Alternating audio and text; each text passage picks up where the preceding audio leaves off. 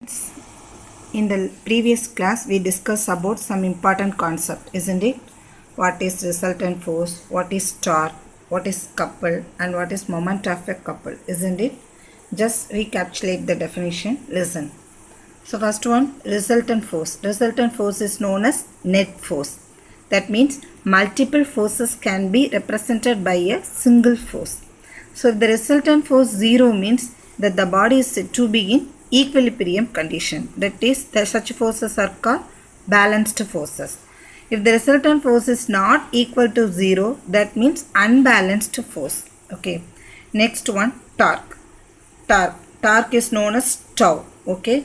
So the rotating effect or turning effect about a fixed axis or fixed point is known as torque. Okay. Torque can be measured by tau equal to torque is known as tau. Tau is equal to force into the product of force into distance. SI unit is Newton meter. Next one, couple. So listen, two equal unlike parallel forces applied simultaneously at two distinct points constitute a couple. Okay. Two equal unlike parallel forces applied at two distinct points constitute a couple. Okay. So next one, moment of a couple. Rotating effect of a couple is known as moment of a couple. Moment of a couple can be measured by M is equal to any one of the force into perpendicular distance between the line of action of forces. Okay. Okay. Today I am going to teach some important laws. First one, principle of moments. Okay. First I will tell the definition. Next I will explain.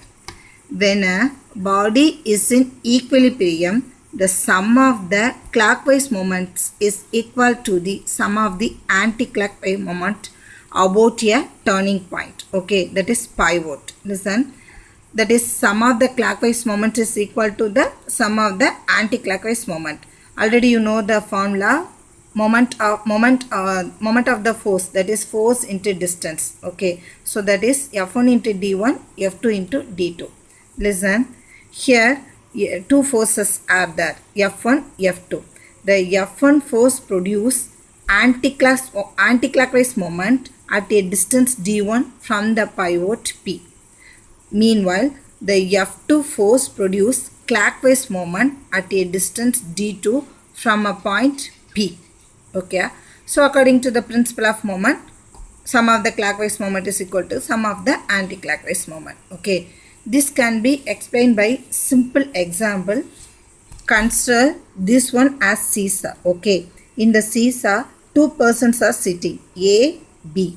Person A's weight 1000 Newton. Person B's weight 500 Newton.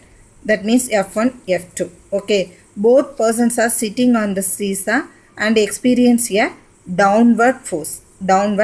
Okay. Person's A's weight trying to turn the seesaw anti-clockwise moment, and the person B's weight turn the seesaw clockwise direction, isn't it? So D1 is 1 meter and D2 is 2 meter. Okay. So according to our principle of moment, person A's moment is equal to person B's moment. That is F1 into D1 is equal to F2 into D2. You know F1 is equal to 1000 Newton and the D1 is equal to 1 meter. Okay. And F2 is equal to 500 Newton. D2 is equal to 2 meter. So multiply both of them. Here 1000 Newton meter. Here also 1000 Newton meter. Therefore, the seesaw is in equilibrium. Okay. So this is known as principle of moments. Okay, students. Next one, Newton's second law of motion. Okay. So already you studied Newton's first law. The Newton's first law gives the definition of force, isn't it? Same while the Newton's second law measures the amount of force, that is the quantity of force. Okay. So the Newton's second law is known as law of force. Okay. First I will tell the definition. Listen, the force acting on a body is directly proportional to the rate of change of linear momentum of the body, and the change in momentum takes place in the direction of the force. Okay, listen. M mass object is there. M mass object, its initial velocity is u. Okay, here no external force acting on your body, so the object moves with uniform velocity. Okay, suddenly a force, that is F force, acting on your body, so its velocity changed. So velocity changed means, that is velocity changed means momentum also changed. So here one force is acting on the body, no, that force is directly proportional to the rate of change of linear momentum. Okay, so once again I read the definition, listen. The force acting on your body is directly proportional to the rate of change of linear momentum, and the change in momentum takes place in the direction of the force. Okay, now proof. Listen, the same way, M mass object is there, its initial velocity is u. So momentum is equal to mass into velocity, m into u. Next, some force, that is some impact of force, external force is acting on the body, so its velocity changed. So velocity, changed velocity is v. So momentum is equal to p is equal to m into v. Listen, initial momentum, that is pi, initial momentum equal to m into u. Final momentum equal to, that is final momentum equal to m into v. Okay, mass into velocity. So del p is known as change in momentum. Here two moments are there. Okay, so we find the change in momentum. That is change in momentum is known as del p, that is delta p. That is final momentum minus initial momentum. Okay, del p equal to final momentum, you know, mv, and initial momentum mu, mv minus mu. By Newton's second law of motion, you know, force is directly proportional to rate of change of linear momentum. Okay, force is directly proportional to rate of change of linear momentum. So rate of change of linear momentum, that means rate of change of means change in momentum with respect to time. Okay, so F is proportional to change in momentum with respect to time. So F is proportional to change in momentum, already you know, del P, mv minus mu. Okay, so you put mv minus mu with respect to time t. Okay, so now we add proportionality constant to remove the proportional. So F is equal to, remove proportional, add proportionality constant k, mv minus mu by t.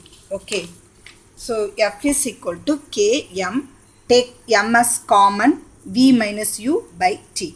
So k is known as proportionality constant, and k is equal to 1 in all system of units. So F is equal to k1, no, so m v minus u by t.